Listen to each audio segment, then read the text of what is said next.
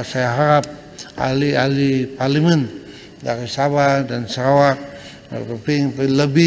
lebih proaktif dalam hal-hal dan jangan senang untuk dipengaruhi politik keseluruhan. Misalnya beberapa ahli yang berhormat mengatakan Sabah Sarawak dijajah oleh Putrajaya. Kata-kata macam ini adalah sesuatu yang sebagai peringkat kita, we should be very careful dari segi itu. Sebab you have been in government, sebahagian ahli yang berhormat have been in government, have been deputy ministers, who was ever there. Kita ada bukti bahwa Putrajaya menjajah kepimpinan dan leadership in Sabah dan Sarawak. I think we need to be careful on this, and we need to help to, especially di bawah kerajaan yang sekarang di bawah keluarga Malaysia. This is the time for us to help make the country work rather than at the same time kita terlibat dari segi membakar api yang sepenuhnya tidak harus timbul. Yang Berhormat Menteri. I think cukup yang berhormat. Saya tahu yang berhormat ada hati yang baik, yang tujuan, tapi be careful juga. Cepat kita bilang mengatakan bahwa ini Putrajaya adalah menguasai Sabah dan Sarawak. Okey, Yang Berhormat, saya minta penjelasan tentang isu ini. Saya minta penjelasan. Okey, terima kasih Yang Berhormat Menteri. Isu-isu mengenai keluar daripada Malaysia, kita tidak sebut bahwa kita ingin keluar daripada Malaysia.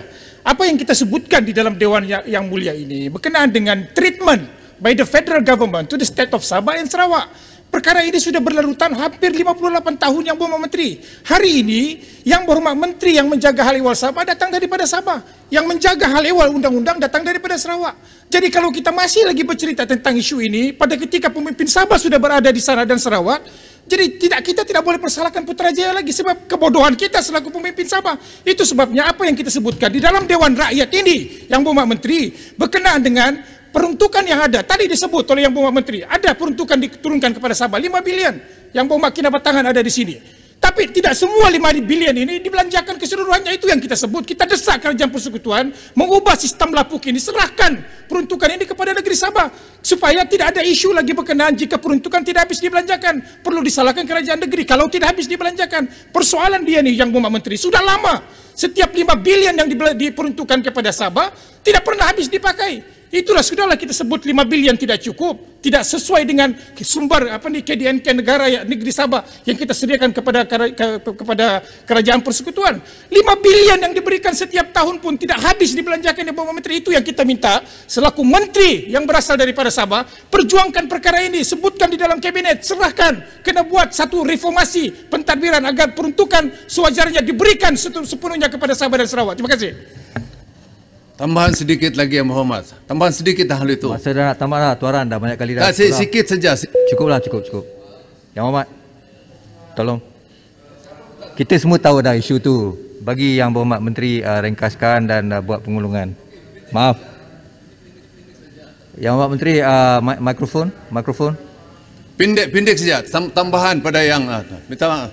Pendek saja. Sebab ini sangat penting Yang Berhormat cerita tentang ini penjajahan Putrajaya. Okey, pendek saja Tan Sri.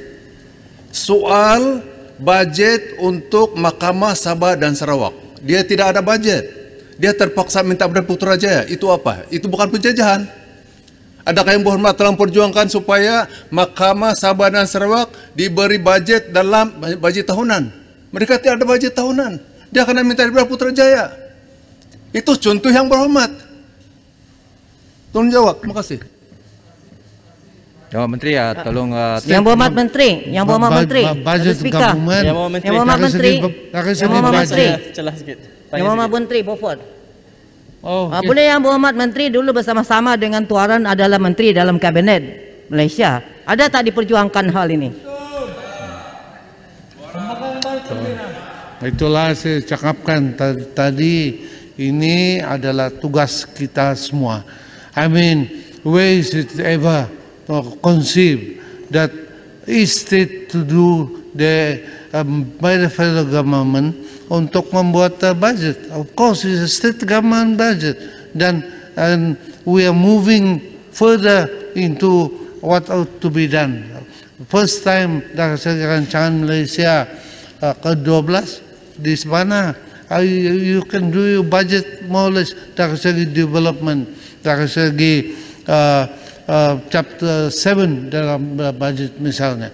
Tapi I studied the DE, I studied OE pada masa PH. There's nothing more than we are a bit bigger in terms of the government of the day. So all this adalah tanggung jawab kita bersama. Tapi untuk sekadar pointing fingers saja, rather than bersama kita gotong royong kerja ini, it is not the time simply to blame others. Because during PH pun it is less than what the government have provided in this budget. Dengan kata Yang Berhormat Menteri boleh minta penjelasan. Tolong fight di kabinet, serahkan. Yang Berhormat, Sepangga, tolong. Dengan itu, Yang Berhormat Menteri, tolong habiskan. Kita bincang bersama. Ya, Terima kasih. boleh saya minta penjelasan, Bandar Kuching? Dan pandangan yang beri. Boleh saya minta penjelasan, Bandar Kuching? Masa dah habis, Kuching, maaf. Masih ada masa? Yang Berhormat tak mau bagi penjelasan. Maaf. Terima kasih Yang Berhormat Menteri.